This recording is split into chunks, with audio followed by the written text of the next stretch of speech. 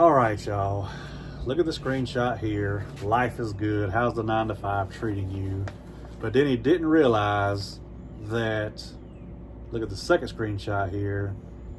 This is from Vietnam. So he's not on vacation. He's not traveling the world. He's at home because Vietnam is his home. He can never, ever, ever, ever, ever, ever, ever, ever. Somebody said that on a movie. Was it Friday? Yeah, he said, don't ever come around here. That was Chris Tucker's. Anyway, I'm getting off course. But I just wanted to share this with y'all. This guy is in Vietnam. He proved it with the 2 screenshots.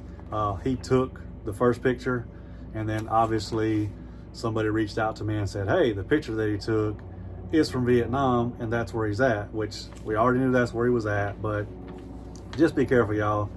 I'm never going to try to get you to sign up with me over him or anybody else. Honestly, I would rather you just not sign up with anybody at all if you're not sure. But you definitely don't want to be sending money to somebody that is hiding in Vietnam and has warrants. If y'all have any questions, leave them in the comments. Hope y'all have a great day.